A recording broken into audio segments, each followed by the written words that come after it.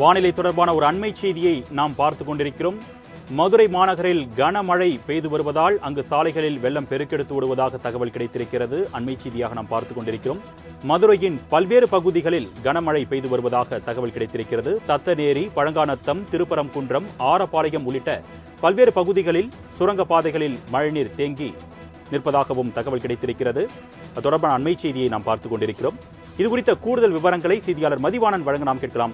வணக்கம் மதிவாணன். மதுரை மாநகரை பொறுத்த வரைக்கும் கனமழை பெய்து வருவதா தகவல் கிடைச்சிருக்கு. மதுரையில் எந்தெந்த பகுதிகளில் கனமழை பெய்ஞ்சிட்டு வருது, இதனால மக்கள் என்ன சிரமங்களை சந்திச்சுட்டு வராங்க, கூடுதல் விவரங்கள். வணக்கம் அருணேஷ். வெப்பத்தினுடைய உச்சம் என்று சொல்லக்கூடியது அக்னி நட்சத்திரம் என்ற சுட்டெரிக்கக்கூடிய வெயிலைத்தான் சொல்லுகிறார்கள் முன்னோர்கள்.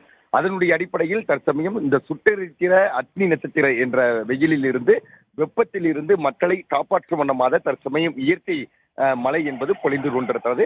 குறிப்பிட்டு சொல்ல வேண்டும் என்று சொன்னால், கடந்த பல மாதங்களாக மதுரை மாநகரை வெப்பம் என்பது வாட்டி வதைத்து வந்த சூழ்நிலையில் தற்சமயம் கடந்த ஒரு வாரங்களாக அவ்வப்போது மழை என்பது பொழிந்து வருகிறது.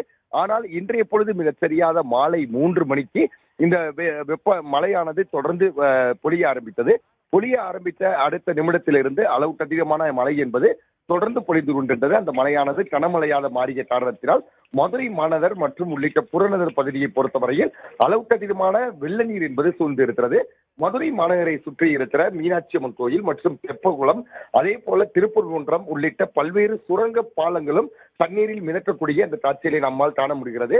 மதுரை மாநகரை பொறுத்தவரையில் 100 வார்டுகள் இருக்கிற பட்சத்திலும் கூட பாதாள சாக்கடை பணிகள் என்பது செப்பன முடியாத காரணத்தினாலும், அதே சமயம் மதுரை மீனாட்சி அம்மன் கோயிலை சுற்றி இருக்கிற 4 மாசி வீதிகளிலும் கழிவுநீர் என்பது செல்வதற்கு வழி இல்லாத காரணத்தினால் அளவுக்கு அதிகமான தண்ணீர் என்பது ஒவ்வொரு முறையும் தேங்கி நிற்பது வாடிக்கையாக இருந்து வருகிறது. தற்சமயம் இந்த மழையின் காரணத்தினால் மதுரை பெரியார் பேருந்து நிலையம், ரயில் நிலையம், மாட்டுத்தாவணி, மதுரை திருப்பரங்குன்றம் சுரங்கப்பாதை உள்ளிட்ட பல்வேறு பாதைகளில் மழைநீரை பொறுத்தவரையில் தழுக்களவிற்கு நிற்கக்கூடிய அந்த காட்சிகள் என்பது இருந்து கொண்டிருக்கிறது. போக்குவரத்து நெரிசல் என்பதும் அளவுக்கு அதிகமாக இருந்து கொண்டிருக்கிறது.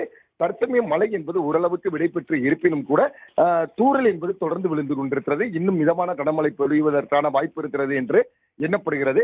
இன்னும் கிட்டத்தட்ட 1 மணி நேரத்திற்குள் மழை பெய்யுமானால் மதுரை மாநகரை பொறுத்தவரையில் மித பள்ளமான பகுதிகளில் அளவுக்கு அதிகமான தண்ணீர் என்பது தேங்கி நிற்பதற்கான வாய்ப்பு என்பது இருந்து கொண்டிருக்கிறது.